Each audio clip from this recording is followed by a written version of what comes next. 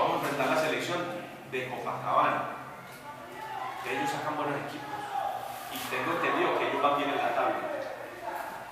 Pero eso no quiere decir que nosotros no vamos a dar todo lo que nosotros tenemos. Vamos a jugarles sin miedo, vamos a jugarles a ganarles, vamos a jugarles, vamos a soltarlos. Tenemos que agredirlo, vamos a agredir.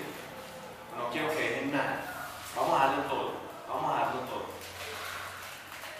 Este partido lo podemos sacar adelante con la primera cosa. ¿Cuál es la primera cosa? La actitud, muchachos.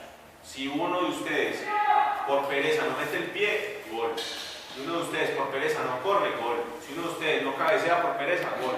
Lo primero es la actitud. Actitud. Vamos a meter la actitud. Después de la actitud ya lo que viene es que jugar. ¿Sí o no? Jugar.